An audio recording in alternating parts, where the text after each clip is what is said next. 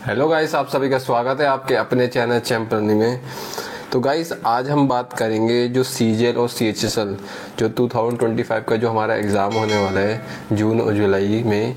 तो मोस्टली जो हमारा जो एग्ज़ाम है वो जो एसएससी का जो सीजीएल एग्ज़ाम है उसकी जो एप्लीकेशन जो फॉर्म है वो हमारी कहते हैं 22 अप्रैल को आएगी और उसकी जो कहते हैं एग्ज़ाम की डेट है वो कहते हैं जून जुलाई होगा। तो ये कह सकते हैं कि जो आपका जो एग्ज़ाम होगा वो आपका मिड जून के बीच में एग्ज़ाम हो जाएगा। और इसका मतलब जो हमारे पास है लगभग कहते हैं 5 से 6 महीने का टाइम है। अगर हम बात करें सीएचएसएल का, तो सीएचएसएल का जो एप्लीकेशन फॉर्म जो होगा वो हमारा 27 मई को होगा और इसके जो एग्ज़ाम की जो डेट होगी वो कहते जुलाई से अगस्त के बीच में होगी। तो इसका मतलब हम कह सकते हैं कि इसके लिए भी कहते हैं 6 से 7 महीने का टाइम है। तो दोनों एग्ज़ाम लगभग काफ़ी पास हैं, मुश्किल से कहते हैं 1 महीने का गैप है। तो अब हमारे पास लगभग 150 से 160 दिन का टाइम है दोनों एग्ज़ाम के लिए। तो इस वीडियो में हम डिटेल में बात करेंगे कि जो हमारा एग्ज़ाम है उस एग्ज़ाम के लिए हमें क्या क्या रिसोर्सेज की ज़रूरत है, क्या क्या कहते हैं बुक लिस्ट फॉलो करनी है, कौन कौन से यूट्यूब चैनल है, क्या हमें कोर्स लेना ज़रूरी है या हमें बेस्ट टीचर क्या है।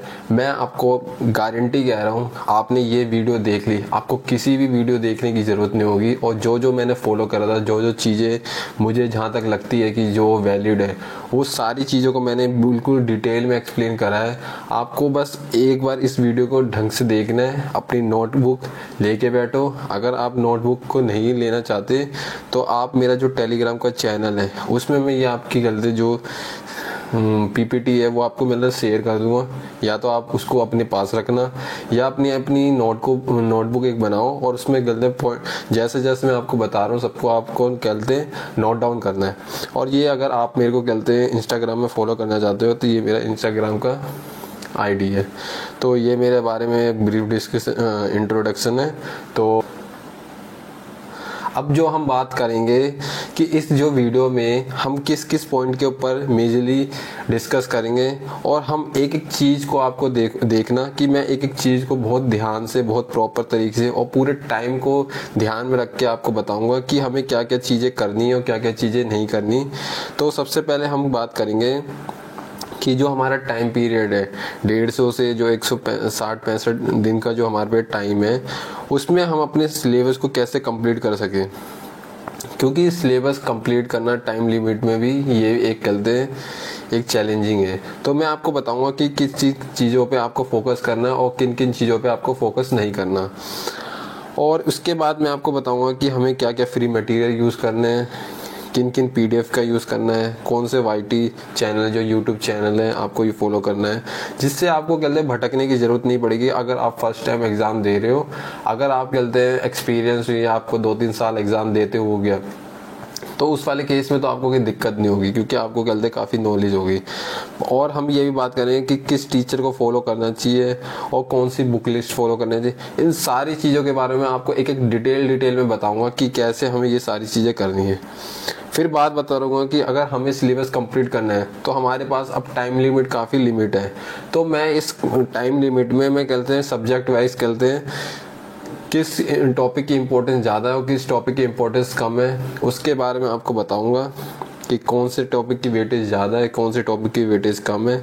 तो मैं आपको बताऊंगा टेलीग्राम पे मैं चारों सब्जेक्ट की टॉपिक वाइज जो वेटेज है वो आपको शेयर कर दूंगा। इवन कि मैं आपको ये भी बताऊंगा कि जब मैंने सिलेबस कंप्लीट कर लिया, आपको इंपॉर्टेंट टॉपिक पता चल गए, उसके बाद आप चलते हैं मॉक टेस्ट आपको कैसे देना है, कौन से प्लेटफॉर्म के देना है और हमें पीवाईक्यू की इम्पोर्टेंस क्या है। इवन कि हम ये भी डिस्कस करेंगे कि हमें एनालाइज प्रॉपर तरीके से कैसे करना है। तो एनालाइज वाला पार्ट ये मैंने आपको बता दिया। तो प्लेटफॉर्म कौन कौन से प्लेटफॉर्म यूज़ करने हैं, पीवाईक्यू कौन से कहाँ से हमें करने हैं और मॉक को प्रॉपर तरीके से एनालाइज करना है। काफ़ी लोग सोचते हैं कि हम अगर मॉक दे देंगे तो उसमें हमारी मार्क्स बढ़ना स्टार्ट हो जाएंगे। तो ये एक बड़ा मिथ है। आप कितने ही मॉक दे लो, 50 दे लो, 100 दे लो, 150 ले लो, मॉक देने से आपके गलते मार्क्स नहीं बढ़ते। आपके जस्ट आपकी एक प्रैक्टिस होती है। अगर आपको मार्क्स बढ़ाना है या आपको कहते हैं अपनी इम्प्रूवमेंट चाहते हो तो आपको किन किन पॉइंटों पे ध्यान रखना है, उन सारी चीज़ों के बारे में बात करेंगे। और कोई भी एक टॉपर होता है, कोई भी जो एक रैंक होल्डर होता है, उसका माइंडसेट क्या होता है एग्ज़ाम के दौरान, एग्ज़ाम से पहले। तो इन सारी चीज़ों की बात कर रहे हैं क्योंकि मैं भी उस फेज़ से आ चुका हूँ। तो मेरे माइंड में या मेरे कहते हैं थॉट प्रोसेस कैसा होता था दौरान एग्ज़ाम के दौरान, एग्ज़ाम से पहले या प्रिपरेशन के दौरान। तो ये सारी चीज़ों के बारे में आपको ब्रीफ डिटेल में बताऊंगा कि कैसे आपको कहते हैं एक माइंडसेट रखना है। और कुछ चीज़ें होती हैं जो हमें करनी नहीं है, वो मस्ट है, करनी है, और कुछ ऐसी है कि आपको नहीं करनी। तो इस चीज़ के बारे में हम बात करेंगे कि आपको क्या करना है और क्या नहीं करना। तो ये डिटेल में पूरा आपको एक ये कह सकते हो कि इस वीडियो को देखने के बाद ना आपको कहीं पे भी नहीं जाना पड़ेगा, स्पेशली एसएससी के एग्ज़ाम की प्रिपरेशन के लिए। मैं गारंटी देता हूँ कि आपको ये गलती है, बस ये चीज़ आपको फॉलो करनी है। इसके अलावा आपको कहते हैं किसी भी चीज़ों को फॉलो नहीं करना है, आपका रिजल्ट आएगा, मैं गारंटी देता हूँ आपको। हम बात करेंगे कि जो हमारा सिलेबस को कैसे कंप्लीट करना है। तो सिलेबस को भी आपको पता है कि अभी मैं जो आपको जो स्पेसिफिकली आपके अभी प्री की बात कर रहा हूँ कि आपको प्री को कैसे अभी टैकल करना है। तो हमें सिलेबस को प्रॉपर तरीके से कैसे कंप्लीट करना है। तो सबसे पहले मैं आपको बात करूँगा कि क्वांट, जो आपका क्वांट ये कह सकते हो या आपका मैथमेटिक्स कह सकते हो, जो भी कहना चाहते हो आप कह सकते हो, मैंने आपको दोनों लिख दिया।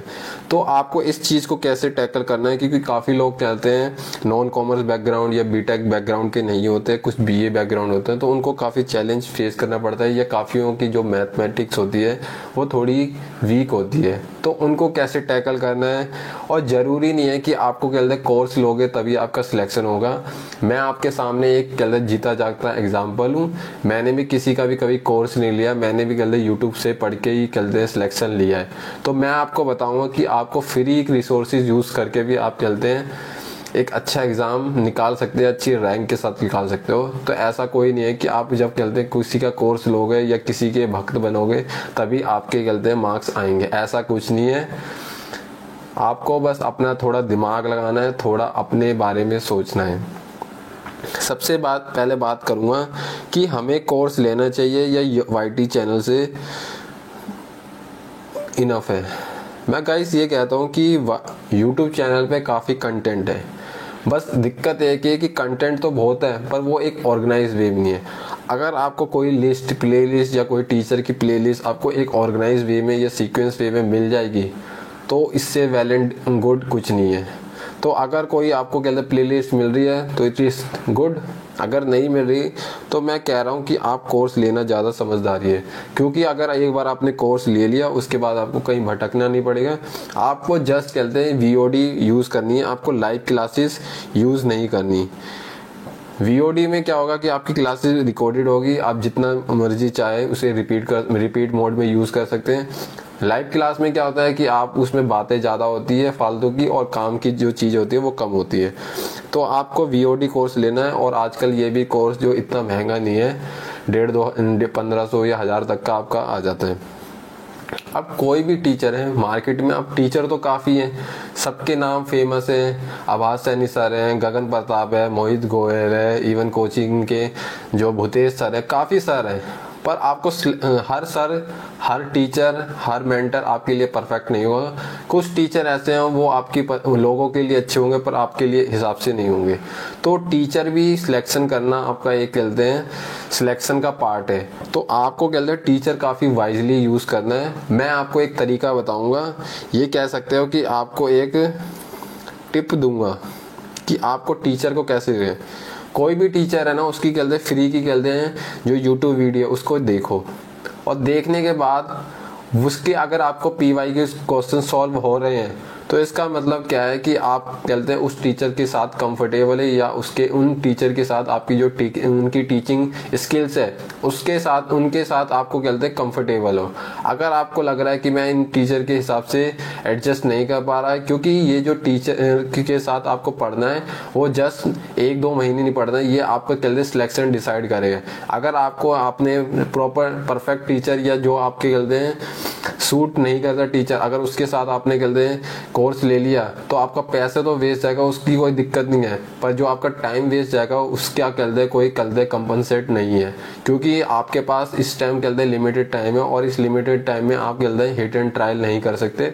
तो इसलिए टीचर सिलेक्शन करना भी एक बहुत बड़ी समझदारी है। तो आपको कहते फ्री की वीडियो देखनी है और जिस टीचर से आपके कहते PYQ क्वेश्चन सॉल्व हो रहे हैं, इट इज वो समझ जाओ कि वही आपका टीचर है। और जिस टीचर को एक बार आपने कहते सिलेक्ट कर लिया, फिर उन टीचर को आप कहते ईमानदारी से, ऑनेस्टी से आपको फॉलो करना है। ये नहीं कि आप कहते कभी जो यूट्यूब में जो दुनिया भर की चीजें चलती है, हाइप चलती है कि फलाना टीचर सही है, ये वाला टीचर सही है, तो उन टीचरों के पीछे आपको नहीं भागना, आपको कहते एक ही टीचर को पकड़ना और जो वो कह रहे हैं आपको कहते उनकी हर बात को मान के चलना है। तो ये एक बेस्ट सिलेक्शन होता है किसी भी टीचर को सिलेक्ट करने का। फिर उसके बाद करें, मैंने कुछ टीचरों के नाम दे रखा है, मेरे को किसी से कोई कहते हैं बेनिफिट नहीं हो रहा, कोई मेरे को स्पॉन्सरशिप नहीं हो रही, मैं जो मेरे नज़रों में एक टीचर जो मुझे लगता है कि सही है, मैं आपको जस्ट रिकमेंड कर रहा हूँ। इट इज़ योर कॉल कि how to select your teacher. मैं ये नहीं बोल रहा कि आपको ये टीचर क्या है, मैं इस चीज़ से खिलाफ हूँ कि किसी भी टीचर, किसी मेंटर का आपको कहते हैं भक्त नहीं बनना है। जिस टीचर से आपको लगता है कि आपका बेनिफिट हो रहा है, आपका फ़ायदा हो रहा है, यानी कि आपका जो सिलेक्शन में हेल्प हो रही है, तो आपको उस टीचर को फॉलो करना है, बेशक उस टीचर की कहती पॉपुलैरिटी हो मार्केट में या ना हो। ये मैं आपको कहते एज ए एक्सपीरियंस बोल सकते हो, एज ए टीचर बोल सकते हो, एज ए मेंटर बोल सकता हूँ कि मैं आपको एक सजेशन देना चाहता हूँ। उसके बाद कहूँगा कि जब आपने टीचर को फॉलो कर लिया, उनके कहते हैं PYQ, आपने उनकी सीट यूज़ करी, उनके तरीके फंडे यूज़ करे, तो फिर उसके बाद मैं बात करूँगी आपको PYQ की बुक कहाँ से यूज़ करनी है। अब PYQ की बुक के लिए मैं आपको कहते रिकमेंड करूँगा जो पिनाकल की जो बुक है, जो लेटेस्ट अभी चल रही है मार्केट में, आपको पिनाकल की क्वांट की मैथमेटिक्स की बुक लेनी है। क्योंकि मैं ये आप काफ़ी लोग बोल रहे हो कि आप किरण को क्यों नहीं बोल रहे, मैं किरण को इसलिए नहीं बोल रहा कि किरण में कहते हैं जो किरण पब्लिकेशन की जो बुक है वो काफ़ी ओल्ड हो गया, उसमें पुराने क्वेश्चन ज़्यादा है, तो आपके पास उतना टाइम नहीं है। जब से TCS आई आपको 2018 से, उसके बाद के क्वेश्चन आपके लिए बहुत इंपॉर्टेंट हो जाते हैं। तो जितनी भी बुक्स मैं आपको बता रहा हूँ सारी कहते हैं, मैंने डिस्क्रिप्शन में लिंक दे रखा है, उससे परचेज करिए। उससे मेरा कुछ फ़ायदा नहीं होगा, मैं आपको इसलिए लिंक दे रहा हूँ कि आपको ढूंढना ना पड़े, मैं इसलिए आपकी हेल्प करना चाहता हूँ, इसलिए मैं आपको ये चीज़ बता रहा हूँ। तो आपको कहते हैं पिनाकल की बुक यूज़ करनी है, आपको वहाँ से PYQ को ख़त्म करनी है। सबसे बड़ी बात मेरे को ठीक ये लगता है कि उसमें कहते हैं डे वाइज आपको एक टारगेट देख रहा है, अगर आप उस टारगेट को भी मीट करोगे तो आप 90 डेज में आप उस बुक को या 120 डेज में बुक्स को आप कंप्लीट कर सकते हो। फिर उसके बाद आता है कि जब भी हम क्वांट प्रिपेयर कर रहे हैं, कोई भी क्वांट हम प्रिपेयर कर रहे हैं, सबसे पहले आपको शॉर्टकट के पीछे नहीं पड़ना, आपको बेसिक जो आपका ट्रेडिशनल तरीका है उस पर फोकस करना है। उसके बाद आपको कहते हैं फिर नए नए अप्रोच सीखनी है, आपको नई नई अप्रोच सीखनी है। और जब आपको कहते हैं बेसिक आ गया, आपको एग्जाम के ओरिएंटेड आपको एक अप्रोच आ गई, देन उसके बाद आपको एक कैलकुलेशन पे जाना है। क्योंकि आपको बेसिक आते हैं, it is well and good, क्योंकि बेसिक से नहीं हो पाएगा, क्यों अगर सारे क्वेश्चन बेसिक करने जाओगे आपको टाइम कम पड़ जाए। अप्रोच सीखनी पड़ेगी क्योंकि कुछ क्वेश्चनों में आपको कहते हैं कम टाइम में भी क्वेश्चन करना पड़ेगा। पर आपको बेसिक भी आ रहे हैं, कंसेप्ट भी आ रहे हैं, सब कुछ आ रहा है, पर आपको कैलकुलेशन में फास्ट नहीं हो या कैलकुलेशन करने में दिक्कत होती है, तो आपको क्वेश्चन आते आते भी कैलकुलेशन वहाँ रह जाएगी। तो इसलिए इस बात को समझा रहा हूँ कि आपको कैलकुलेशन वाला जो पार्ट है उसको भी सही से प्रिपेयर करना है। जब आप इन तीनों पे प्रैक्टिस कर लोगे, इस तीनों पे काम कर लोगे, देन आपकी जो मैथ में जो एक पकड़ है ना मजबूती से आ जाएगी, जो आपकी फाउंडेशन है वो मतलब इतनी स्ट्रांग हो जाएगी ना, देन फिर कहते हैं आपकी प्रिपरेशन काफ़ी सॉलिड हो जाएगी। तो इस स्टेज से आपको फॉलो होकर जाओगे तभी आपका कुछ फ़ायदा होगा, अदरवाइज आपको दिक्कत हो जाएगी। उसके बाद बोलते हैं कि आपको नोट्स कैसे बनाने हैं। नोट्स के लिए मैं आपको ये कहूँगा कि सबसे पहले आप क्या करो, जो भी टीचर है ना उनकी कहते हैं, अगर आपके नोट पैड है, मैं तो यही कहूँगा कि आप ना वाइट कलर की लूज शीट लो और उसके बाद जो भी टीचर है उनकी कहते हैं प्रिंट आउट निकाल लो, और जो टीचर करा रहे हैं उसके पीछे पीछे उनके सॉल्यूशन लिखते जाओ, और उसको कहते हैं बाद में अभी फोल्डर में रख लो। उसके बाद आप क्या करना, उसको जो एक बॉक्स फाइल होती है ना उसके अंदर कहते हैं टैग करके रखना। क्योंकि इनकेस फ्यूचर में आपको कहते हैं उसमें पेज को ऐड ऑन करना हो तो आप इजीली पेज ऐड ऑन कर लो। नोटबुक में अगर जगह बनाओगे, नोटबुक में उसके बाद पेज नहीं हुआ, दिक्कत हो जाएगी। तो इसलिए आपको लूज सीट पे नोट्स बनाने हैं, और जितने भी कहते हैं जो उनकी सीट होगी उन सीट को निकालना है और लूज सीट पे उनके सॉल्यूशन लिखना है। देन उसको एक बॉक्स फाइल में, जो आपकी एक फाइल होती है ना जिसमें कहते हैं हम पंच करके, उसमें आपको करना है, ताकि इन फ्यूचर कभी आपको कुछ चीज़ ऐड ऑन करनी हो तो आप वहाँ पे पेज पर ऐड ऑन कर सको। तो ये एक बेस्ट तरीका होता है आपको नोट्स बनाने का। उसके बाद करेंगे हम इम्पोर्टेंट टॉपिक्स और कहते हैं इम्पोर्टेंट टॉपिक की जो भी लिस्ट है। तो गाइस मैं इसकी लिस्ट है जो मेरा टेलीग्राम जो चैनल है, ये चैम्प लर्निंग 2000@123 आप सर्च करोगे तो इसमें मैं कहते हैं आपको जो भी टॉपिक है उसकी कहते हैं वेटेज की लिस्ट सेंड कर दूंगा। तो जिस पे भी मैं आपको बता दूंगा कि कौन से इंपॉर्टेंट टॉपिक है जिसको आपको इग्नोर नहीं करना है, उसको ज़्यादा इंपॉर्टेंस देनी है। सारी चीज़ों पे आपको इंपॉर्टेंस देनी है, पर जो वो चीज़ होगी उस पर ज़्यादा इंपॉर्टेंस देना ज़रूरी है।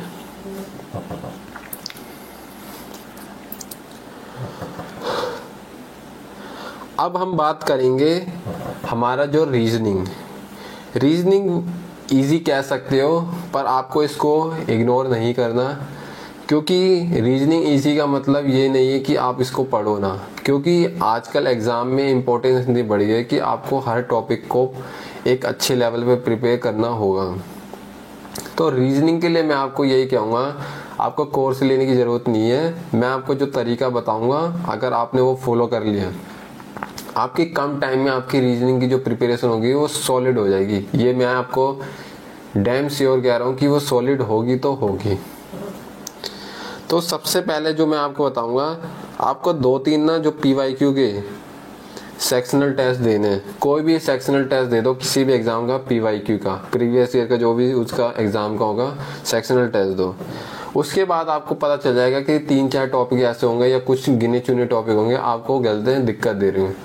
उस टॉपिक को आपको क्या करना है, जो यूट्यूब चैनल है, यूट्यूब पे आपको कहते हैं सर्च करना है। उस टॉपिक को जो भी आपको जिस भी टीचर से आपको लग रहा है समझ आ रहा है, उनके आप नोट्स बना लो। ऐसे आप मॉक दो, नोट्स बनाओ। मैं इतना कह रहा हूँ कि आप 1 हफ्ते में पूरी रीजनिंग को कंप्लीट कर दोगे और कम टाइम में आपका जो आउटपुट आएगा ज़्यादा भी आएगा और आपकी जो प्रिपरेशन होगी वो भी सॉलिड हो जाएगी। तो इसलिए आप चलते इस तरीके से किसी भी रीजनिंग के टॉपिक को प्रिपेयर करोगे तो आपको दिक्कत नहीं होगी और आपको किसी भी का कोर्स नहीं लेना, आप कम टाइम में आपका आउटपुट आए। मेन बात ये नहीं कि आप सिलेबस कैसे कंप्लीट करें, मेन ये करता है कि आप कम टाइम में सिलेबस को कैसे करते हैं कंप्लीट करते हैं, ये मैटर ज़्यादा करता है। उसके बाद कि कोई भी टीचर है वो उनको सिलेक्ट क्या करना है, जो मैंने आपको पहले ही बताया, किसी भी टीचर से पढ़ रहे हो उस टीचर को पढ़ो। प्रीवियस ईयर के क्वेश्चन आपके लग रहे हैं तो वो टीचर आपके लिए कंफर्टेबल है। अगर आपके वो टीचर से आप कहते क्वेश्चन नहीं सॉल्व कर रहे, समझ नहीं आया, तो आप कहते उन टीचर से कंपेटेबल नहीं हो।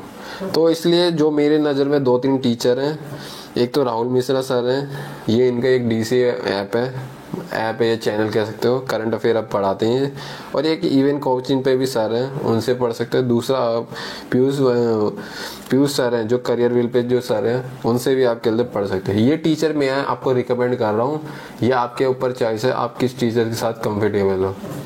उसके बाद आती है जो पिनाकल की बुक मैंने आपको बताई है PYQ के लिए आपको यूज़ कर। तो गाइस अब हम बात करेंगे जो हमारा इंग्लिश जो वाला पार्ट है। तो गाइस जैसा आपको पता है कि इंग्लिश में आपको जो प्रिपेयर करते हैं तो उसके लिए हमारा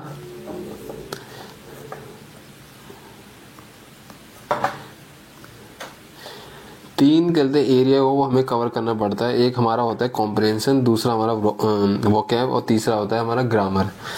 तो सबसे पहले मैं जो आपको बात करूँगा जो हमारा कॉम्प्रिहेंशन वाला पार्ट, क्योंकि सबसे जो चैलेंजिंग जो टास्क होता है वो कॉम्प्रिहेंशन वाले पार्ट में ही होता है। क्योंकि आपका जो कॉम्प्रिहेंशन है वो अगर आपके कहते हैं उस पर पकड़ है तो आपकी जो ग्रामर और वोकैब पे भी ऑटोमेटिकली पकड़ आ जाती है। तो इसके बारे में सबसे पहले हम बात करेंगे। जो हमारा कॉम्प्रिहेंशन वाला पार्ट है तो उसको जो प्रिपेयर करने का एक लॉन्ग टर्म प्रोसेस है, उसका जो रिजल्ट है वो जल्दी नहीं आता। तो उसको प्रिपेयर करने के लिए आप सबसे पहले आपको कहते हैं बुक हो गई, कोई न्यूज़पेपर हो गई रीडिंग, या वेब सीरीज या मूवी। आपको कहते हैं बुक्स रीड कर सकते हो जिसमें भी आपका इंटरेस्ट है, या आप कहते हैं न्यूज़पेपर करते हैं। ऐसा नहीं है कि आपको कहते हैं न्यूज़पेपर, क्योंकि सब लोग कहते हैं कि आपको न्यूज़पेपर रीड करना है, न्यूज़पेपर रीड करना है, पर ज़रूरी नहीं है कि आपको न्यूज़पेपर रीड करना है।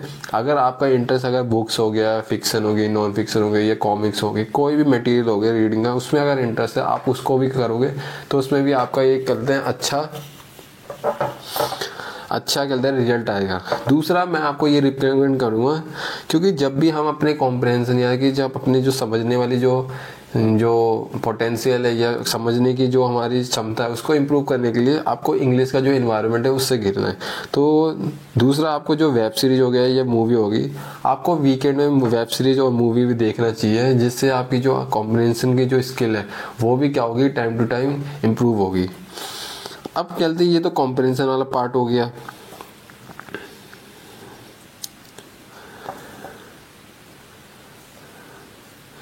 अब हम बात करते हैं कि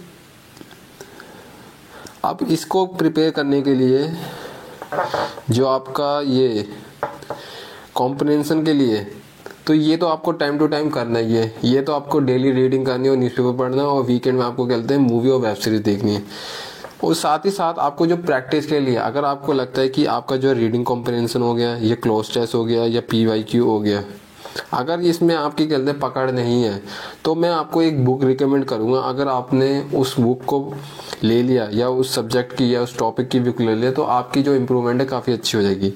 तो एक नियॉन क्लासेस की कहते हैं रीडिंग कॉम्प्रहेंशन क्लोज टेस्ट और कहते हैं PQRS पैराजंबल बोलते हैं, जिसे उसकी बुक आती है। तो आपकी जिसमें भी दिक्कत आ रही है तो उसको कहते हैं, उस टॉपिक को कहते हैं आप न्यून क्लासेस की जो बुक है उससे प्रिपेयर करोगे तो आपको वो टॉपिक काफ़ी हद तक कहते हैं इम्प्रूव होगा। तो जो इनकी जो न्यून क्लासेस की जो मैडम है नमीसा बंसल मैम है, कोई उनका नाम है, मैं आई फॉरगॉट, तो उनका जो नाम है, अगर उनके बुक फॉलो करोगे RC और रीडिंग कॉम्प्रहेंशन और PQRS, तो वो आपके लिए काफ़ी कहते हैं हेल्पफुल होगी। दूसरा आपको जो प्रैक्टिस है, अभी मैं चलो उसके बाद आता है आपका वोकैब वाला पार्ट। तो वोकैब वाला जो पार्ट है उसकी जो कहते हैं प्रिपरेशन है आपकी कहते हैं ब्लैक बुक से करनी है। आपको कोई भी बुक नहीं ले, बस इस बुक को आपको कहते हैं बार बार रिवाइज करना है, टाइम टू टाइम इसको रिवाइज करोगे आपका कहते हैं वहीं पे काम बन जाएगा। तीसरी बात करते हैं हम ग्रामर पे। जो मैं वेटेज दूंगा वो ऐसे देना है, आपको सबसे ज़्यादा जो वेट है कॉम्प्रहेंशन, फिर वोकैब, फिर ग्रामर।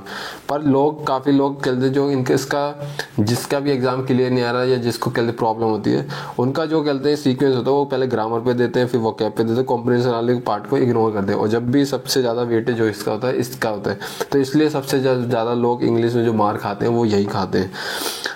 अब बात करेंगे जो ग्रामर वाले पार्ट के लिए आप क्या करो, जो नीतू सिंह की वॉल्यूम 1 जो बुक है, जो आपकी वॉल्यूम 1 बुक है, उसको आप पकड़ लो।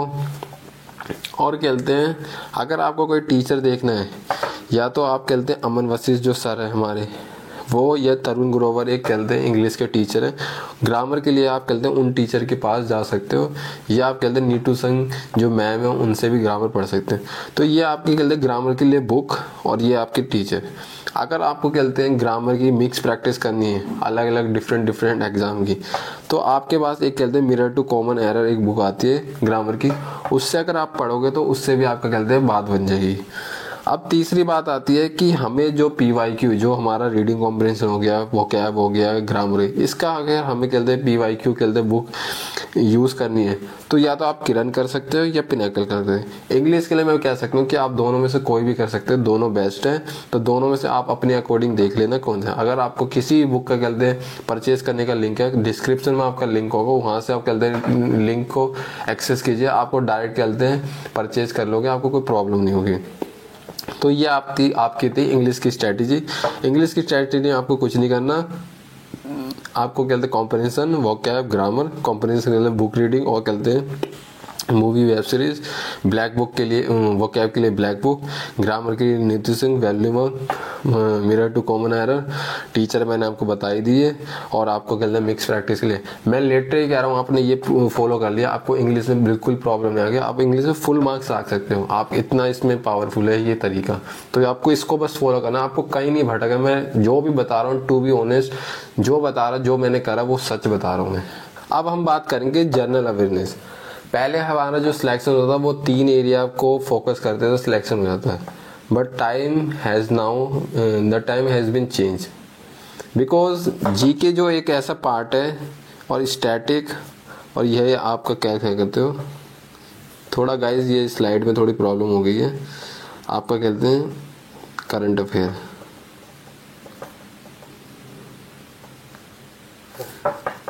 आपकी ये करंट अफेयर, तो करंट मैं जीके के लिए बोलूँगा आपको, जो आपकी परमार जो सर है वाईटी की क्लास, परमार सर को आपको कहते हैं फॉलो कर सकते हो जीके के लिए। जो भी आपकी ज्योग्राफी हो गई, हिस्ट्री हो गई और कहते हैं पॉलिटी, इस वाईटी चैनल के लिए आप कहते हैं परमार सर को फॉलो कर सकते हो। अगर मैं बात करूं आपकी कहते हैं बुक की, तो बुक के लिए आप कहते हैं लूसेंट, या एक आती है मनोहर पांडे की बुक अरिहंत की। इन दोनों में से बुक कोई सी फॉलो कर सकते हो, दोनों बढ़िया है। इसके बाद जो आपका स्टैटिक है, स्टैटिक के लिए कहते हैं नियोन जो पब्लिकेशन है उनकी एक गॉड फादर स्टैटिक की कहते हैं बुक आती है स्टैटिक जीके की। तो उस स्टैटिक जीके का जो लिंक है वो भी डिस्क्रिप्शन है, आप परचेज कर सकते हो। स्टैटिक के लिए आपको किसी के पास नहीं जाना, बस आपको इनको फॉलो करना है। अगर आप करंट अफेयर करना चाहते हो तो परचम क्लासेस एक कहते हैं यूट्यूब पे चैनल है, दूसरा आपका कहते हैं एक उत्कर्ष क्लासेस, ये आपका कहते हैं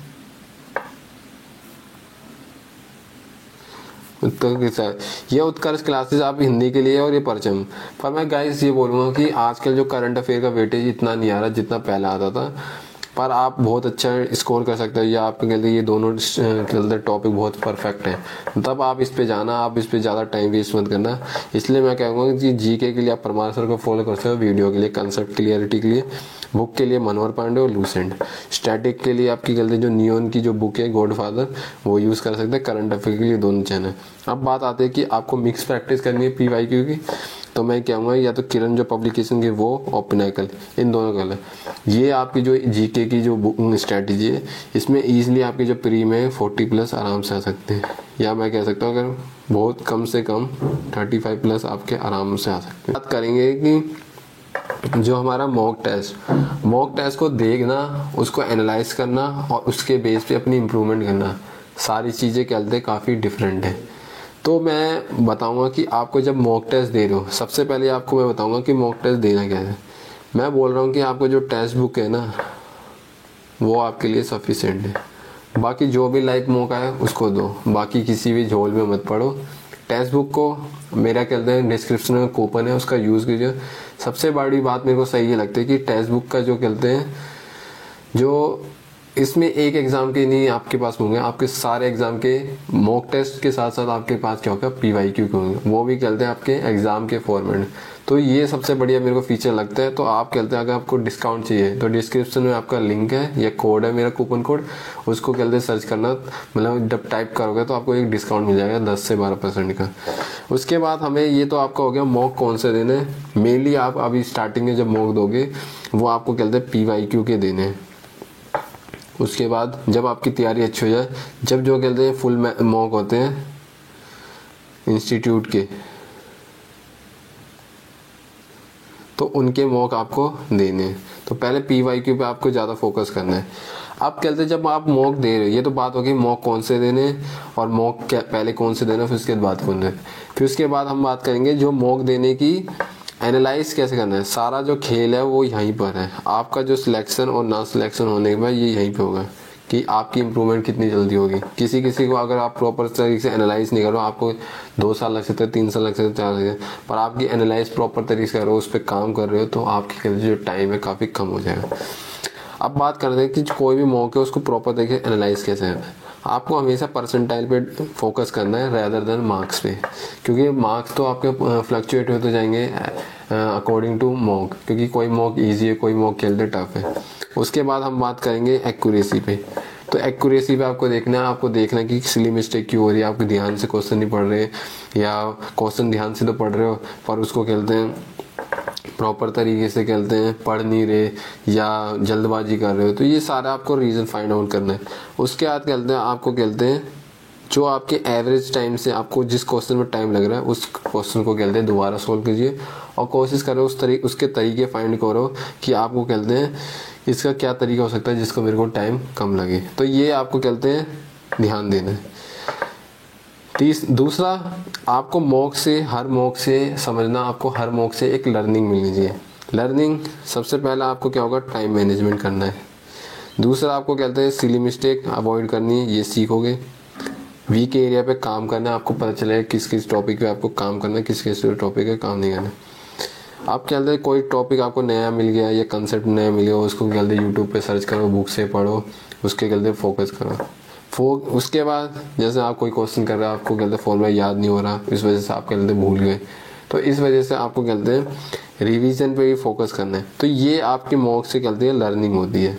इसके बाद आपको एक सबसे जो बेस्ट तरीका जो आपको कहते हैं एग्ज़ाम के लास्ट एक हफ्ते पहले आपको काम बहुत पावरफुल मतलब होगा, वो आपकी कहते हैं डाउट नोटबुक।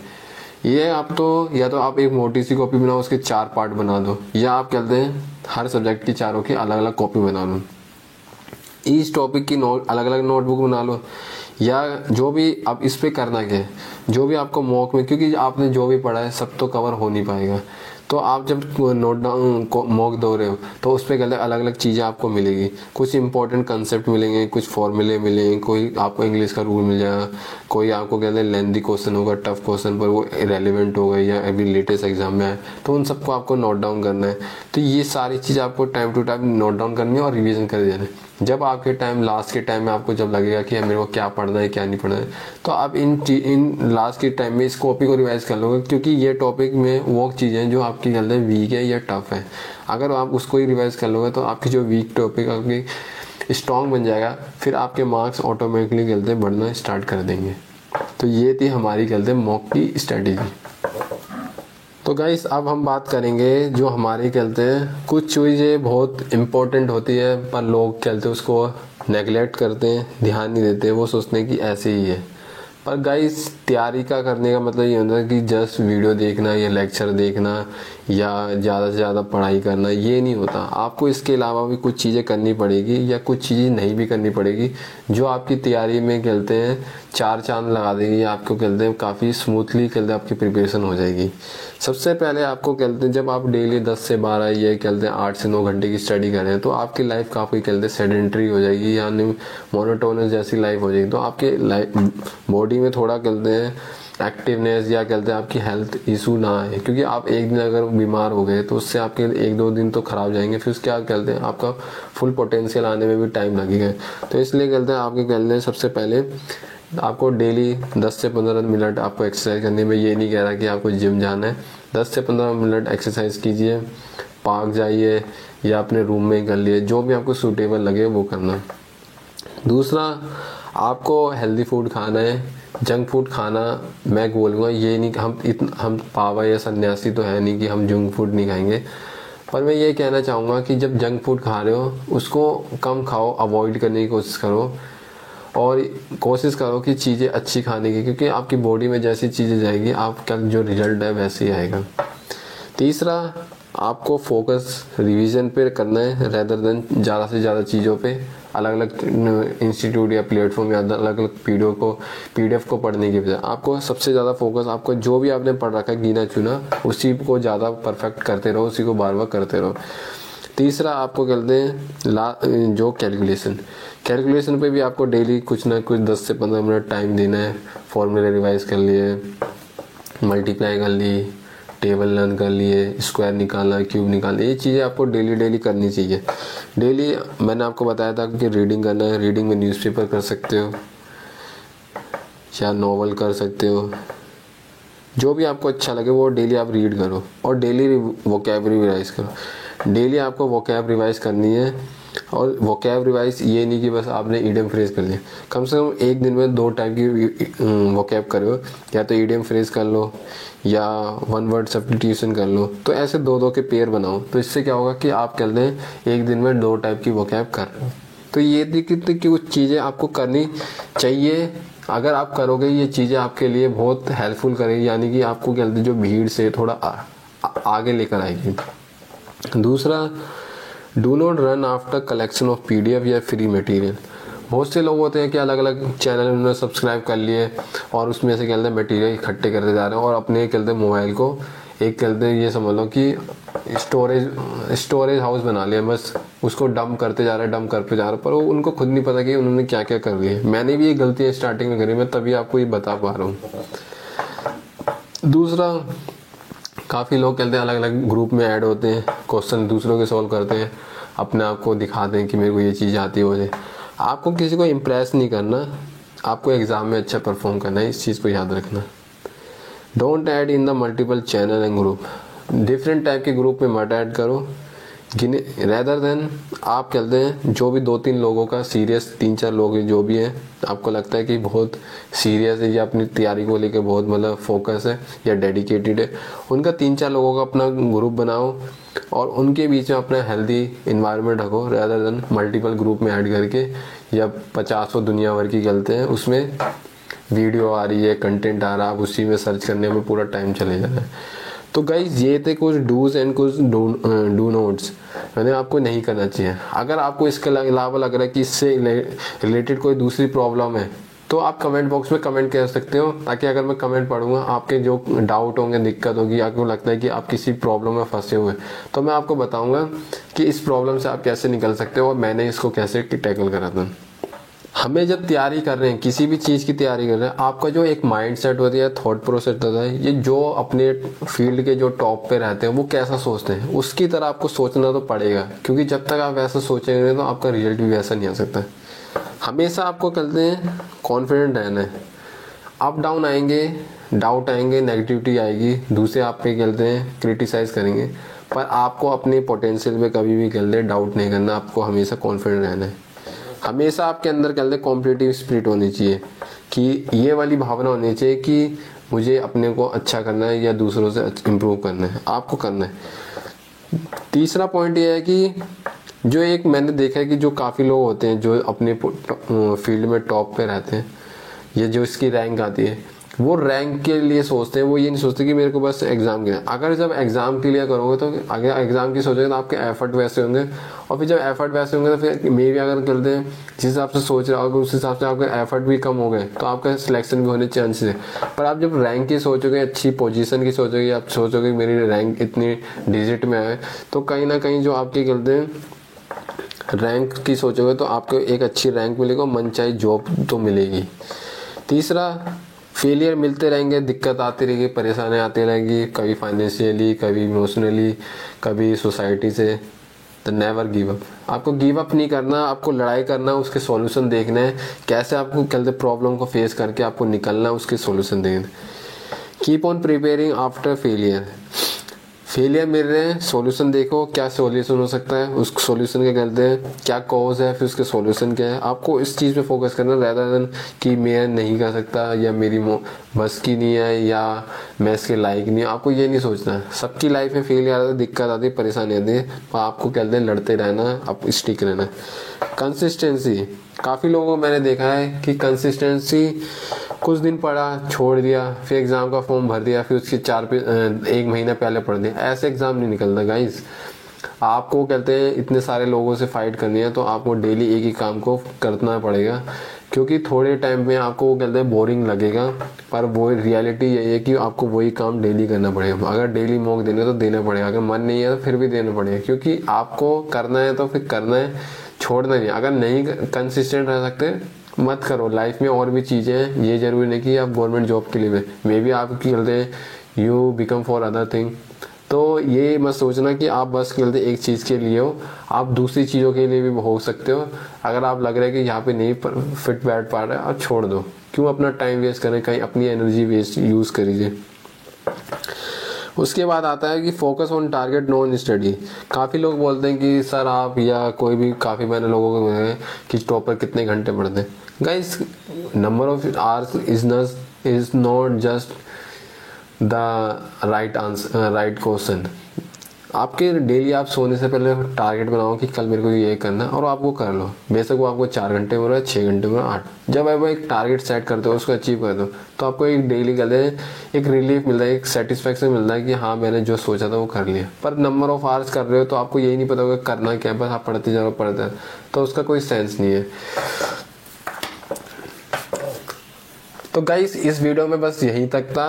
आपको मैंने हर चीज़ के बारे में बताया कि आप कि टॉपिक वाइज कैसे आपके कहते स्ट्रेटजी हो सकती है, आप कहते हैं माइंडसेट कैसे हो सकता है, आपका कहते हैं मॉक टेस्ट को एनालाइज कैसे सकते हैं, उसको कहते हैं मॉक टेस्ट कौन से देना है। इन सारी चीज़ों के बारे में मैंने आपको डिटेल में बताई है और होप करता हूँ कि ये जो वीडियो होगा वो आपके लिए काफ़ी यूज़फुल होगा और कहते हैं काफ़ी इंफॉर्मेटिव होगा। मैं गाइस लिटरली कह रहा हूँ, मेरे पे ट्रस्ट कर लेना। मैंने ये जो वीडियो बनाई है वो ही बताया जो एक रियलिटी में होनी चाहिए, और मैं कह रहा हूँ कि अगर आपने इस चीज़ को फॉलो कर लिया, आपको कोई रोक नहीं सकता आपको सिलेक्शन लेने के लिए। एक बार मेरे को बिलीव कर लेना, मैंने भी इस चीज़ों से इन चीज़ों को करा और यहाँ से वहाँ से उठ कर आया हूँ जहाँ से आप सोच भी नहीं सकते मैं कहाँ से उठ कर आया हूँ। कभी मैं आपको अपनी लाइफ की स्टोरी बताऊँगा कि मैं कहाँ से उठ कर आया हूँ और मैं कहाँ पर आज बैठा हुआ हूँ। तो इसलिए मैं आपको ये बता रहा हूँ कि अगर आपने फॉलो कर लिया, आपको कोई रोक नहीं सकता। लास्ट के 6 महीने भी अगर बचे हैं ना तो कोई रोक नहीं सकता। तो अगर गाइस आपको वीडियो सही लगी तो प्लीज़ लाइक किए देना, प्लीज़ सपोर्ट करिए। अगर आपको थोड़ी भी अच्छी लगी प्लीज़ शेयर कीजिए दूसरों में भी, उनको भी बताइए जो एक पर्सन या एस्पिरेंट कह ले चैलेंजिंग फेस कर रहा है। तो मैं आपको ये सारी चीज़ें इसलिए बताई ताकि कहीं ना कहीं मैं आपकी लाइफ में कंट्रीब्यूट कर सकूँ, आपकी हेल्प कर सकूँ। तो गाइस इस वीडियो में बस यहीं तक था। अगर वीडियो अच्छी लगी तो प्लीज़ लाइक कीजिए, शेयर कीजिए और सब्सक्राइब कीजिए। बस आपसे एक रिक्वेस्ट करना चाहता हूँ कि काफ़ी लोग ना वीडियो देख रहे हैं पर उसको सब्सक्राइब नहीं कर रहे हैं। गाइस प्लीज़, अगर मैं अपना एफर्ट आपके लिए लगा रहा हूँ, please you should at least subscribe this channel. Because जब तक आप कहते हैं आप सब्सक्राइब नहीं करोगे या शेयर नहीं करोगे तो मेरे को एक कॉन्फिडेंट नहीं आएगा जिससे मैं कहते हैं आने वाले टाइम में एक वीडियो डाल सकूँ।